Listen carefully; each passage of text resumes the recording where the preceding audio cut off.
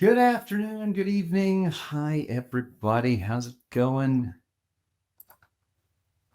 Welcome back to Mini. And I think we've got a few first timers, so welcome to everybody. So we have a fair amount of stuff to cover. But today's going to be pretty relaxed. And yeah, we've got the new backdrop in here for storyboarding. So there's a lot of question and answer, and this is one of the. I mean, animation has changed a lot in the 35 years that I've been involved in it. I think this is one. This is a section that has changed. Maybe not the most, but a lot, but close to. It's one of those that is close to the top in terms of how much storyboarding has changed since when I first got into the business. There's so many different tools now, and there's so much that is done digitally. There's so many different options with camera moves. So much more is expected from a storyboard artist, I think, which already a lot has always been expected from storyboard artists. So I'm going to kind of go through a bunch of different things, kind of culminating with drawing some storyboards on paper in the old-fashioned way. But any questions as we get started? Anything anybody is dying to know? And no. Jose has a question. Good. Jump in. Full disclosure, I have worked as a storyboard artist a few times in my career, but not that often. But kind of. So let me put it this way. I've done a lot of I have done, and I do have some storyboarding credits on the Proud Family, the original series. In fact, I think the very first episode ever premiered was one that I storyboarded. So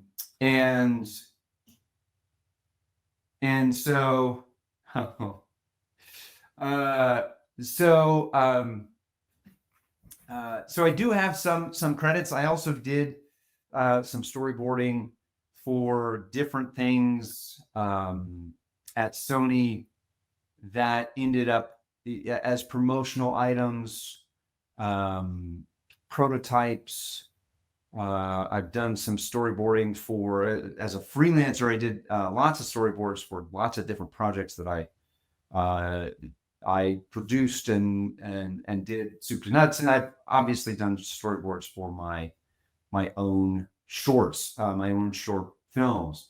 I also have done some storyboarding for, but more in the development world for some films, including things like Open Season, and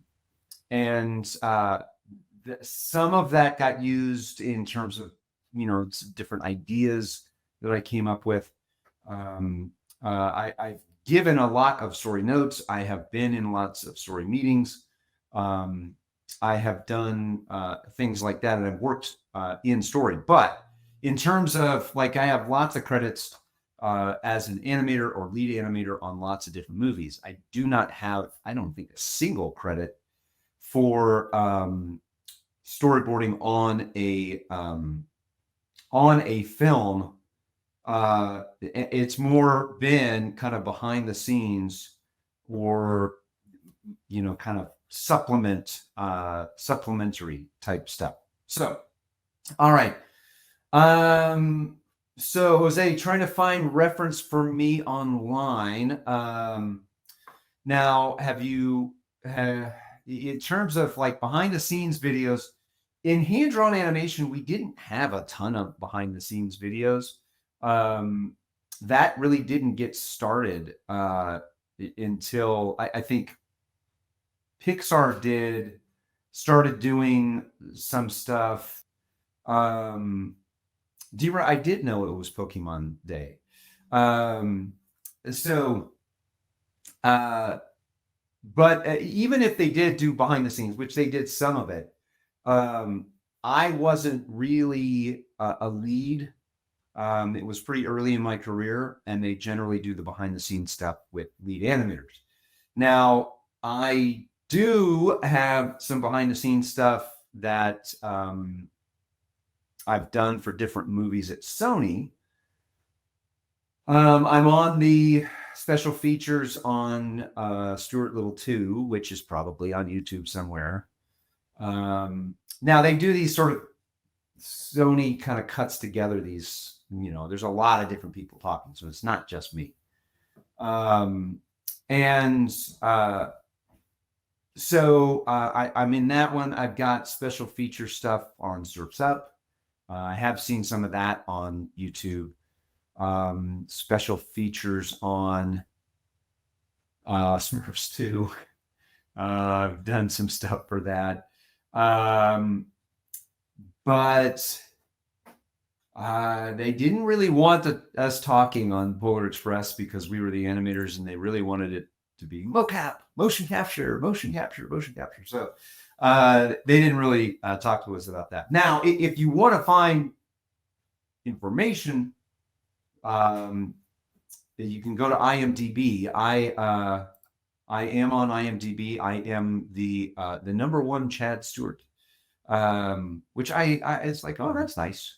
I'm the very first. I think there's like 6 or so that I've seen Chad Stewart's. And what they do is they put a little Roman numeral next to your name. Right. So Chad and Jeremy would probably show up first on a music site, but since it's a movie site, and since they were doing it right when I was kind of in the heart of my career. So yeah, how you tell the difference is there's a little Roman numeral next to the name, and next to my name is 1, is the little Roman numeral 1. So, and then there'll be 2 and 3, but you'll also see, Tarzan, Emperor's New Groove, and things like that. So yeah, if you go to IMDb and you go to my and search Chad Stewart, it usually comes up first, and you can see I've got a whole list of stuff on there. I don't know if I have any pictures. Do I have a picture yet? I should probably upload a picture. Yeah, the way IMDb worked. Yeah,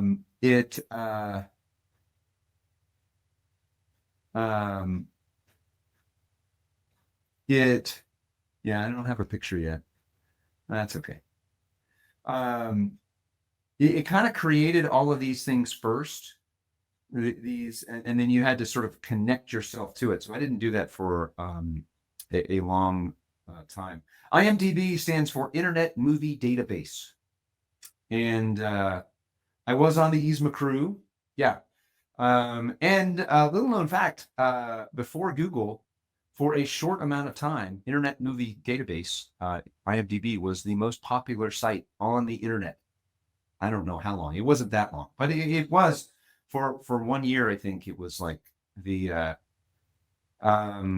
it was the #1 site, and then search engines came, and it was kind of all over from there.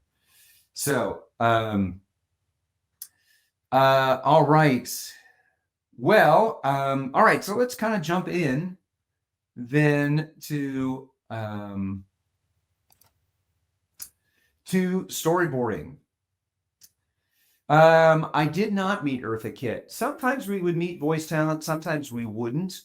It depended upon whether or not they wanted to. So, like, I met some voice talent that I wasn't even on there. So I've met a random group of people, like met Glenn Close, met James Woods, I've met Terry Crews, and a number of different people, some different professional surfers, Kelly Slater, Rob Machado. So I did meet. Oh gosh, now his name, Shia LaBeouf, came in. To, so yeah, depending upon who they were, how interested they were in the process, then they would come in or not. What actor would I want to animate a cartoon in a movie? It's interesting. So I've animated a lot of different famous voices, including Jim Carrey before he was really famous. I've animated Michael J. Fox, obviously, and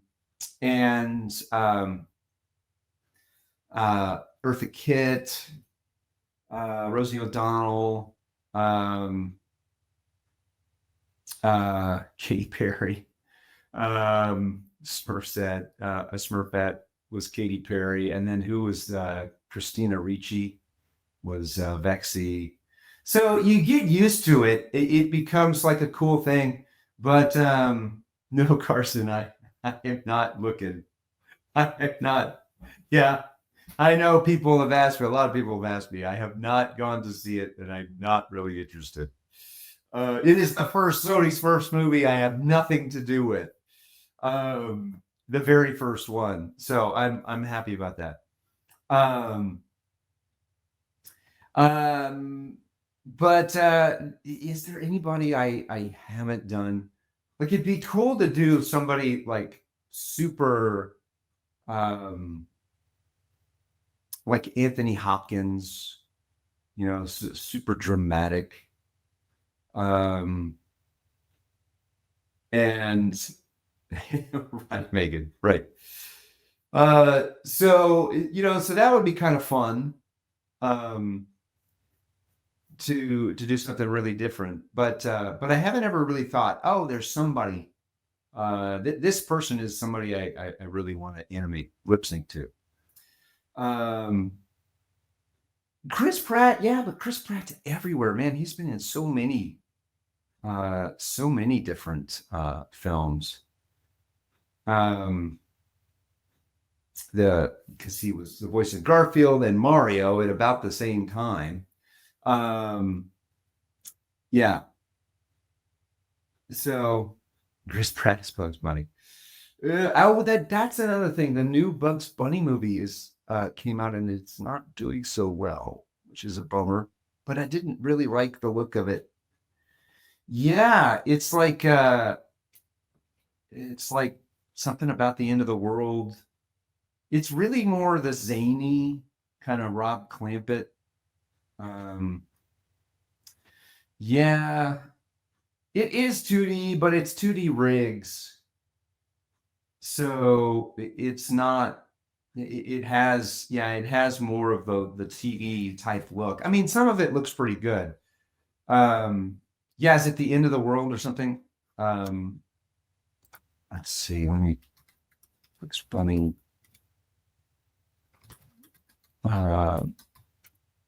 Is that it? No, let me see. You can tell I'm really motivated to work today. The Day the Earth Blew Up, a Looney Tunes movie. That is the new movie. Yeah, The Day the Earth Blew Up. Oh, and Ella and Effie have already got that. So, but let's kind of walk through the process. I mean, some of you have gone through level 3 and level 4, and you kind of done some storyboarding. And some this might be something you're not super familiar with. And so the storyboarding is I used to think storyboarding was kind of a real sort of quick way to approach almost like putting together a comic strip, putting together a movie, but you're putting together a comic strip. but it's not a comic strip. It's much more like a cinematographer. It is much more about it's multifaceted. Being a story artist, you're proposing cinematographic or cinematic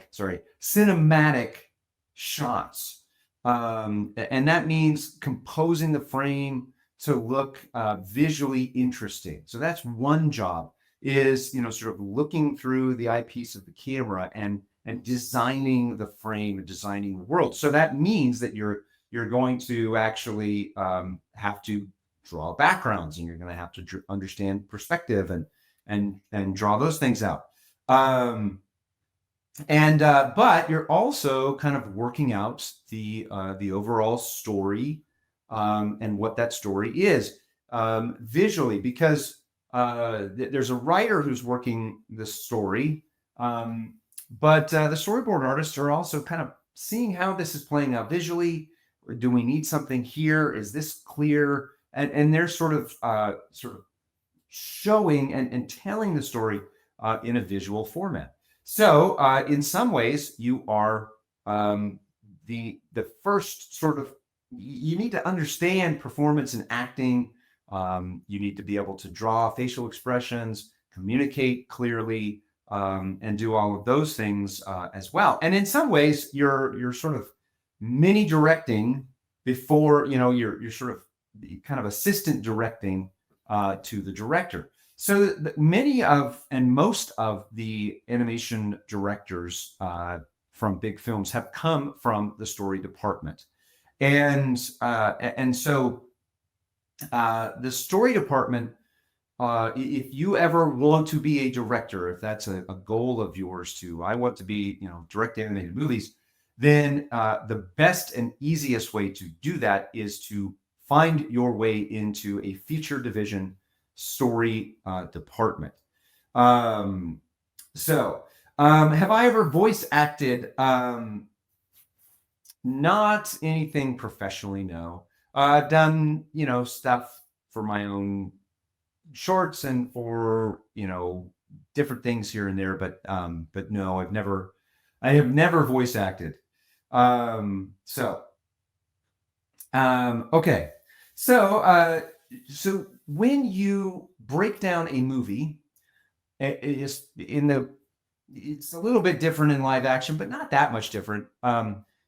You're breaking it down chunk by chunk by chunk by chunk. And so I'm going to share my screen here and kind of go through, kind of how this works. And I did, yes, I said nice belt. So now here's today's background. So this has got a number of different storyboards that I have done over the years. It's got my I Hate Cats backgrounds that are right here. Now this is what we would call a color board, because I'm really sort of working out, what's the color language. But these are all my different shots for the short that I'm working on, and so that's one of the big differences now, is that when we would storyboard, we would actually storyboard physical pages, and they're decent size. They're about 4 by, I don't know, 12. Is that a foot? Maybe it's 11, 4 by 11, and 10. Oh yeah, so it's 4 by no, it's 5.5 by 10. So these, then you would draw, and you would actually pin them up on a board. I don't know if you can see this, got a little hole in there, but you would physically pin them up on the board. And when you walk into an animation studio, all of the walls would be covered with these massive bulletin boards that were full of storyboards. And that's why they called them storyboards, because they were boards, and they had rollers. So there was, like, you would roll them aside. You'd have like 2 or 3 layers. And this was how you presented a sequence to the powers that be. So, in old school Disney, they didn't necessarily have scripts, but starting in the late 80s and early 90s, they would, and you'd get a script, and in the script, then you come back here. You'd get a script. This is a script I've written for the Monkey Show. Now the script is set up so that it's formatted, and this isn't great, but it's formatted so that you can read a page in 1 minute's time. So however many pages you have written is approximately how many minutes the story is going to be. And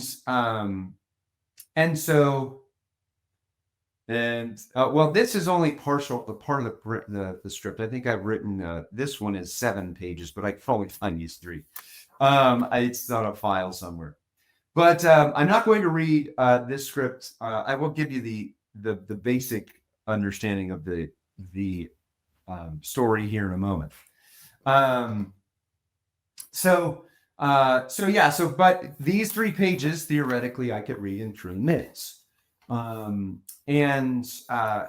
once you're given the script, it would be that there would be sequences. Now, generally, sequences in live action, they call them scenes, are a location. This is, say, you're watching Toy Story, and the very opening sequence that's in the Andy's room where the toys are alive, Andy's not there. That first, from all of the time that it is spent in there, which is a few minutes, is what we call a sequence. Now, the sequence is then broken up into what we call, now in 2D, we used to call this a scene. In 3D, we call this a shot. And that's what they call it in visual effects and animation these days generally, is we have a sequence, which is sort of a 2 or 3 minute section, and a shot, which is a camera position. So if I go back and share my screen here, you can see that each of this would be basically a sequence. It's in one location on this farm next to, basically next to this tree. And it's these characters interacting in beside this. There are some aliens in the short. Now,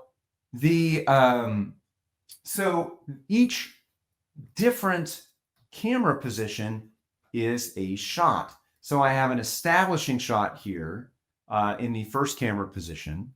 Then this is a second shot from a different position. This is then shot 3, and this is shot 4, etc., etc. Now, as a storyboard artist, what we're given is a sequence, and then you will then rough out and design all of the shots in that sequence. So how long did it take to draw each of these? That depends.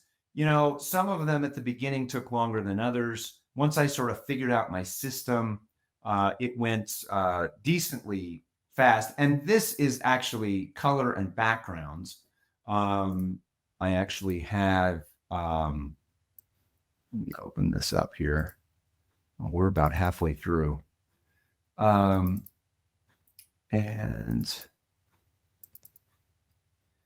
so now my storyboards were originally in black and white. And hold on just a second.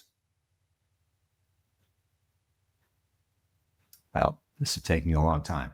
So, and I'll go through kind of the process. I'm going to do this with the,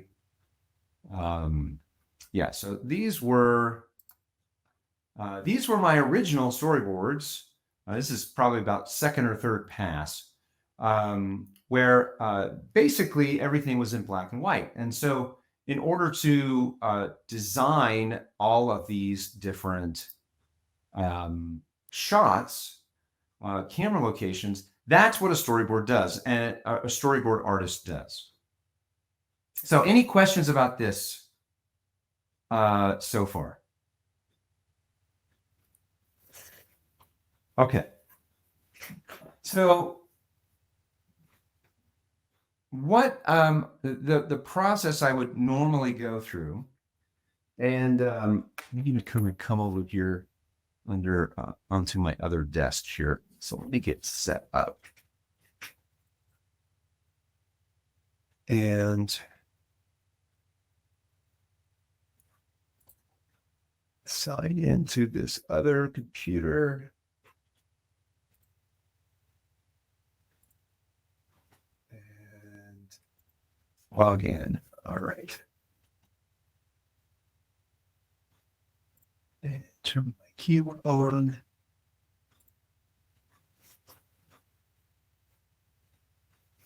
Okay.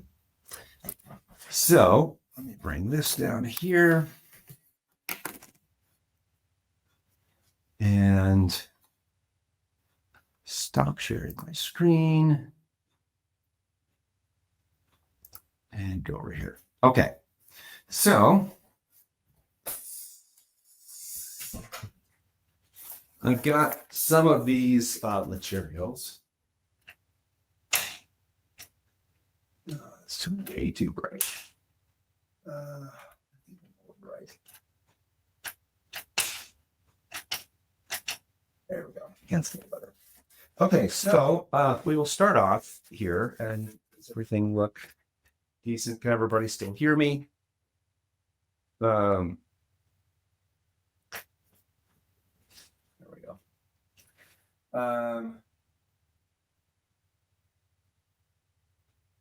Okay. So as I said, I would start off with this script, being given a script. I got to take the mirror off there. There we go. So I have this script here, and it would give me interior locations, time of day, any kind of dialogue, any action. Fred falls off his chair, and cut to. And so this short little section is basically one sequence because it's set in at dawn at the cubicle of a worker named Fred in an advertising building. Then we cut to the same location, but it's a little bit later in the day. So this is a script called Be the Monkey. Now, Be the Monkey is a short film that I wrote with my carpool partner at Sony. We were both leads on Polar Express. We were both leads on Open Season. He went and did other movies when I was doing Surf's Up. And so we would write this and laugh about this because they actually did a commercial. We wrote this film before they did a commercial. This was written a long time ago.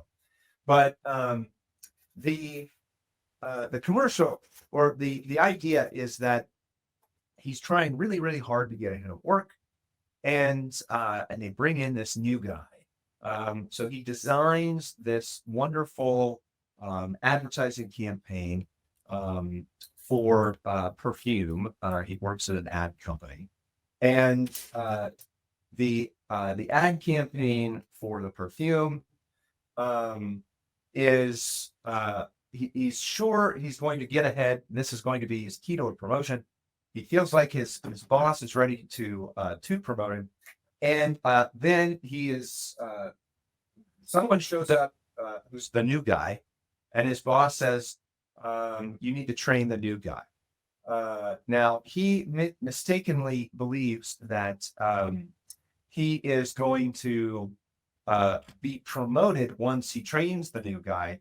So he says, okay, I'll do it. Well, then they bring out the new guy, and the new guy is a chimpanzee. He's the monkey. And he's not a talking monkey. He's just a monkey.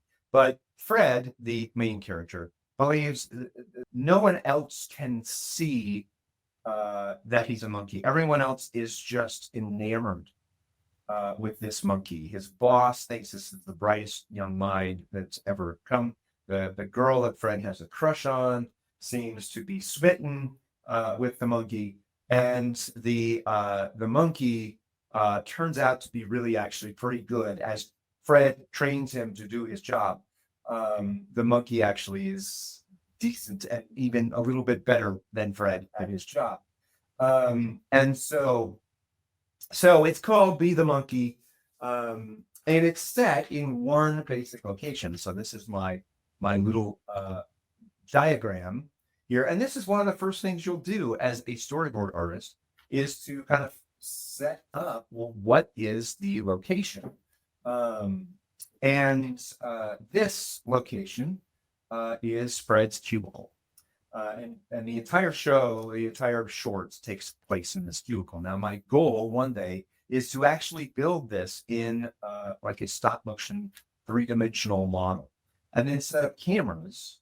And then there's 4 characters in the show. The monkey is going to be CG. Fred is going to be hand drawn 2D. Mr. Strongbank, who is the boss, is going to be 2.5D, kind of like Toon Boom Rig, and the girlfriend girl is going to be stop motion.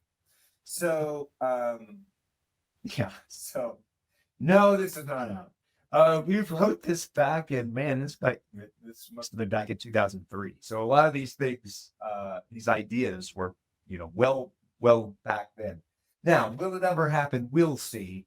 But it's funny. It's fun. So anyway, so this is kind of the basic kind of just setup of the location, and you want to know this before you get started.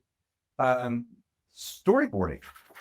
So then I took a sequence, and the sequence that I took is a sequence where Fred has met the monkey, and now Fred has to train the monkey. So he figures, okay, his boss has said after lunch, we'll talk after lunch. And so Fred begins to train the monkey to do his job because he is short. He is going to be promoted. So the first thing I do is I go through and make these ridiculously rough thumbnails. And I have thumbnails for this for just about anything I storyboard. I'm trying to figure out camera moves. So this is in this sequence. This is actually the beginning. So this is actually the camera sort of trucking and panning in on Fred passed out in his cubicle after he knocked himself out. And you see that his boss sort of walk across. This little dot is his boss walking across. Close up of Fred waking up. He runs out of his cubicle and begins to pan over, and he runs after his boss. Here's his boss, who can't remember his name, and starts calling him all of these kind of crazy nicknames. He says, Scooter. And here Fred is trying to say, I'd really like to pitch you my idea. I finished it last night. And so in order to sort of get Fred off his back, his boss begins to tell him about the new guy, and then gets the idea to have Fred train the new guy. So here are the thumbnails that I did for that sequence. And this sequence I actually finished. I actually did do these boards. So what I try to do, and you can see I've cut these and taped them together. So a lot of times what I will do when I am beginning to storyboard is not necessarily think about the order of the script. I will take my my little location here and my imagination, and I will begin to try to rough out as many different interesting shots as I can. Is that an over the shoulder shot where we see you know, the monkey kind of it's really pushed like this. You know, can I come up with something a little bit more interesting? Maybe the phone. And you know, Fred's eyes looking at the phone, willing it to ring, so he can get his promotion. So when I'm doing this, I'm going to be also thinking in terms of when I'm designing a shot, I want to know right from the beginning, where is the audience supposed to look? And so sometimes I will actually just draw it, like right there. I don't want to crowd the frame. I don't want to get too close to the edges of the screen, but I also don't want to get in the middle. So once I've done this, once I know that, then you know, this might not be you know, his head. It might be a close-up of his eyes in a reaction like this. But even though everything is sort of coming off the edge of the screen, like the spot where the audience is going to look is going to be those eyes in this area. Now, when I do another shot, I want to be aware that if I put this as the location here, well, then I might want to put this as the location in the next shot. So here I'm gonna put in a rough, and I don't want to spend too much time. I don't want to spend too much time working out in thumbnails. I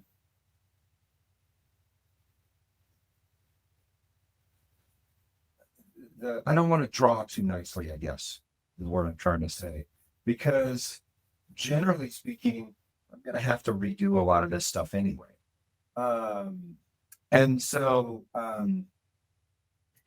I'll go through and try to come up with as many different interesting shots as I can. Now, at times, and I might do that on this one, I'll actually build a 3D model for my open season storyboards.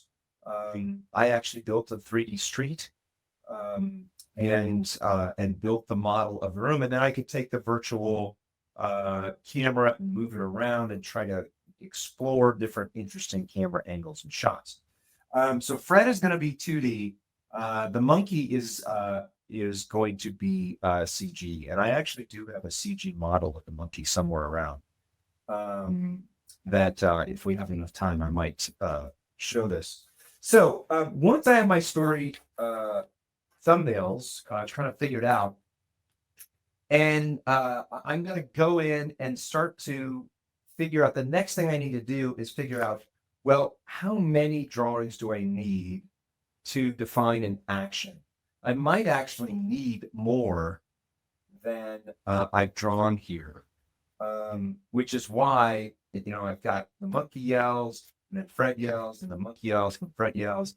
And so this is why I put in really quick sketches, because if I can figure out all of my panels in this form, this is what everything I think should look like.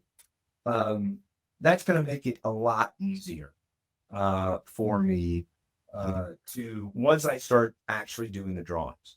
So you can see that here, and it's a little bit different, but I don't think I did actually this, which I probably should do this establishing shot, but I don't have it here. But this shot right here is now this panel.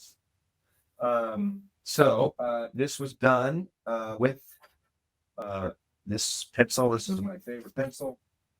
But this is the opening panel, and I just go through, and I many times we used to have a Xerox machine.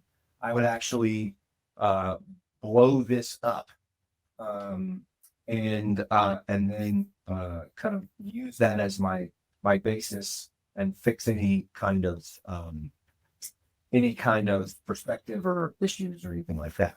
So so this is kind of what happens here, and I can go through the sequence if I can remember the dialogue. So we start off, and in fact, why don't I make my make it a little bigger so it'll be easier. So we start off with Fred saying, "Okay, I'm going to teach you how to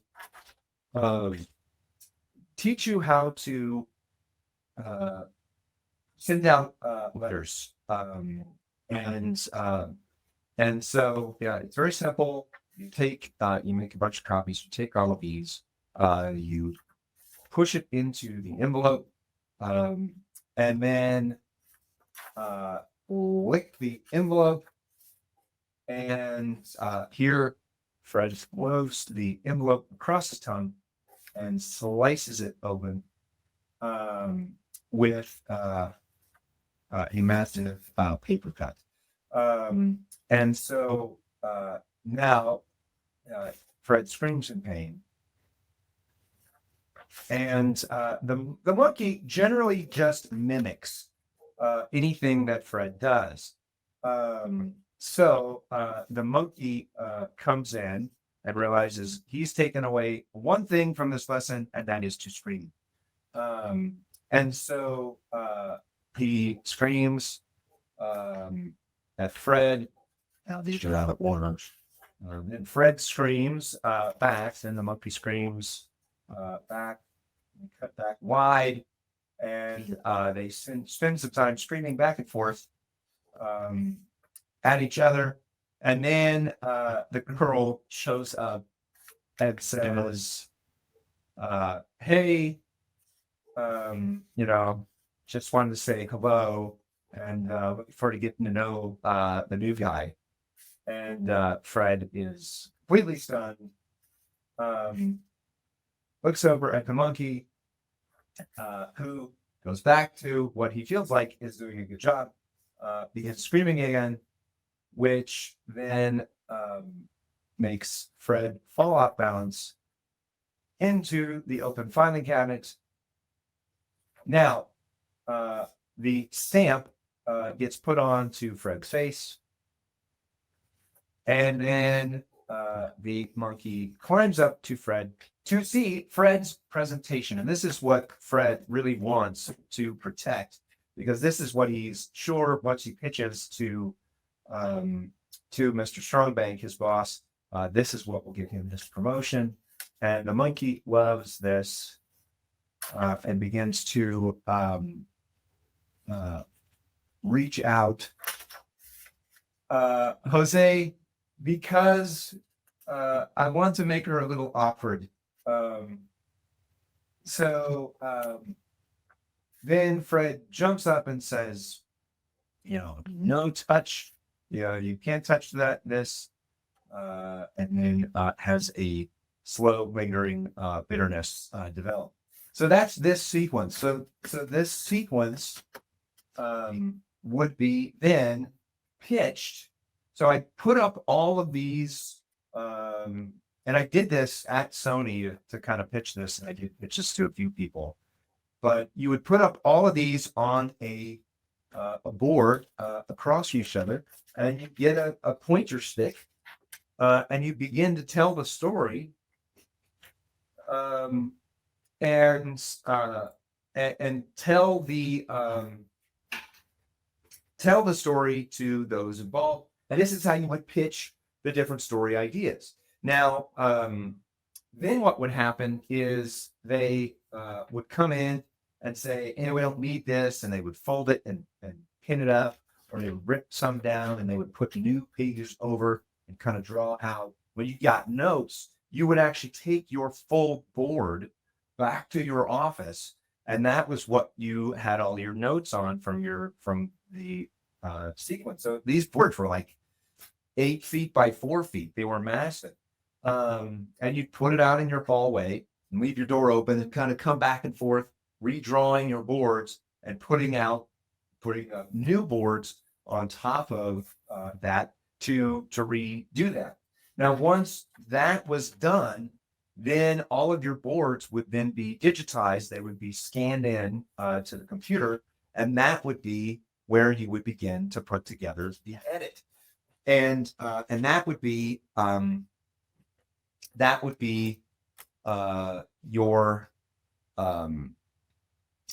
story reel, which I'm looking forward to one day doing for the Monkey Show. Now let's kill that. Okay. Now,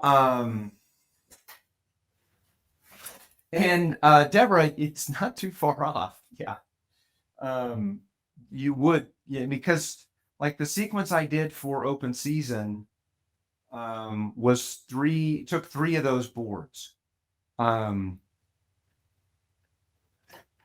So it would take you a while to get set up, because there would usually be, since they were 4 feet tall, you could hang them on the wall. There were all these rails and you could hang them on the wall. And then you would have like a whole wall full where you would kind of go through and pitch your idea. Now, they don't do that. They don't do it like that anymore. Which is a real shame. I honestly think they should. There's a real energy to it. But what they do now is generally storyboarding is done with different software. And you can do lots of cool different things. So like Toon Boom makes everybody thinks, Toon Boom is the animation software. Toon Boom is the company. The animation software is Harmony, but they also make a piece of software called Storyboard Pro. And most studios now use some version of this kind of software. There's another piece of software called Producer, which is to help keep everything organized and on budget and whatnot. So I'm just going to try this for free. I'm going to get a new trial offer, and I figured I would wait until today to do it. But this is where the storyboards have really grown and gone to, is to use some sort of software like this. And you can see now, and I've done a ton of storyboards in Photoshop. So there are a lot of real big benefits to doing storyboards in a digital format, because you can have all of your poses kind of worked out, and basically just save them all as individual files. So you can do a lot of different things digitally. You can save your background. you can start to bring in 3D, just like I did build a 3D set to help me see the story panels. Well, now you can build a 3D set and create that 3D set. So let's see if I can install here. You can build that 3D set and bring it into these softwares like Storyboard Pro, and then you can create three-dimensional camera moves and draw in panels, and accept, and we'll see if this works. So I'm not completely against the new school version, but what happens is basically you export out a video, so you kind of edit this together, whereas when it was paper, you were done and then these were scanned and sent to the editor and the editor put it together. So when you create your own story reel, you're kind of moving into the realm of the editor a little bit. And then even the animators, some of these storyboard artists I know, especially in TV, are now realizing that where did it end up going? Oh, there it is. Are now realizing the people want. I'll sign in with my Toon Boom.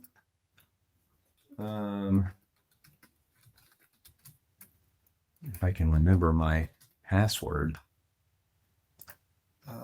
Where is my password? And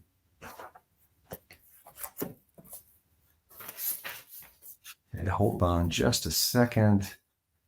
I know we're running out of time.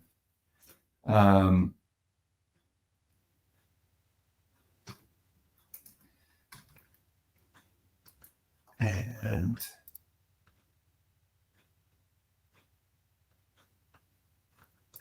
sorry. Thank you for your patience.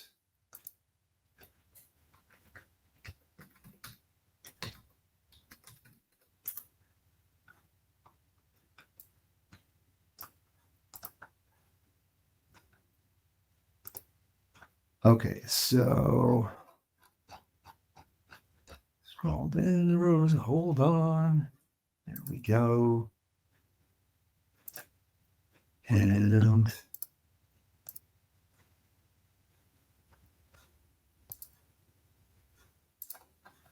okay, that's what I need.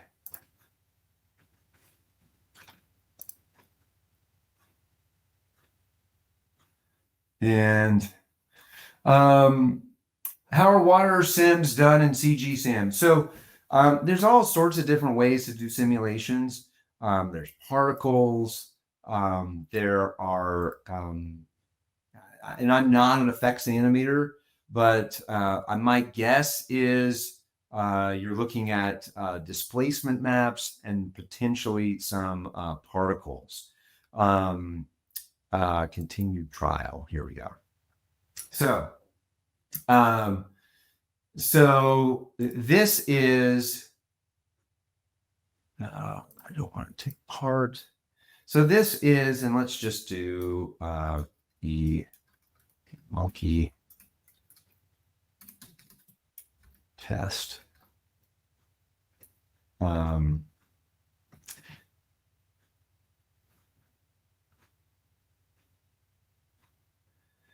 Is the water placed above the sim? So an ocean is, in many cases, sometimes just a plane with a displacement map of waves on top of it and ripples on top of it. So it might just be a simple plane, but it also might be, the white water is a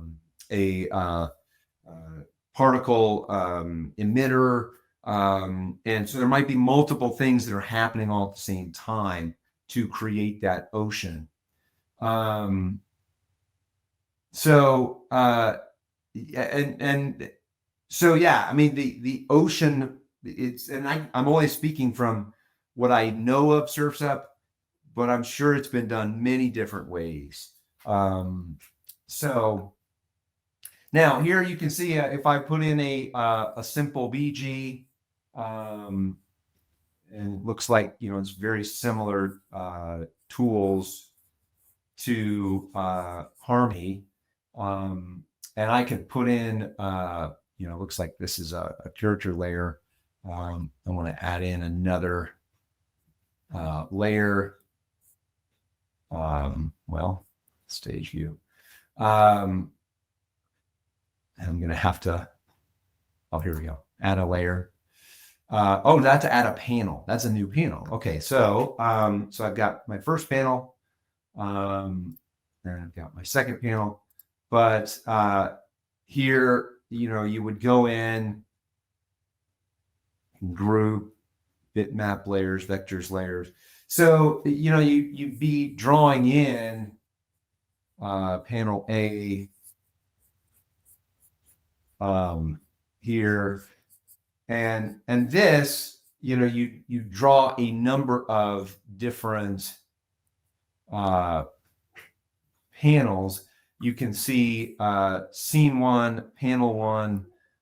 So now if I want to then move here, I can, there's probably a quick way, an easy way I don't know of, to copy and paste the BG, and select all. Here we go. Copy, paste, and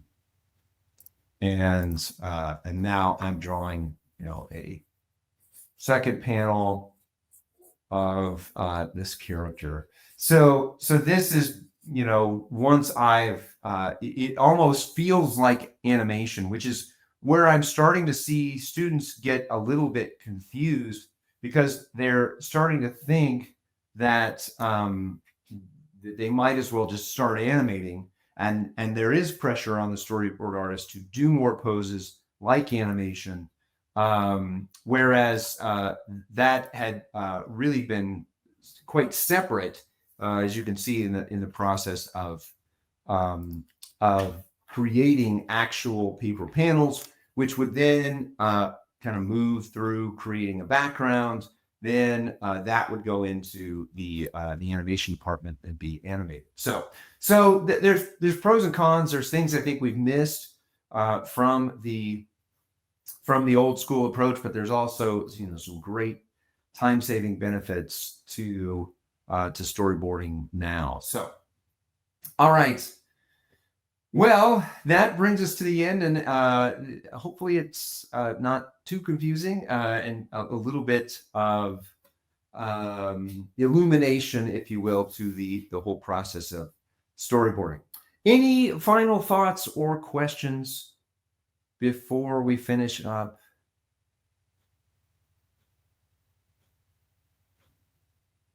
You are all very welcome. I really like it. It's a bit different. It's a little bit more cynical and bitter than most of the stuff that I do. But one of these days, I'll get the story reel at least up done. So, all right. Well, have a great week, everybody.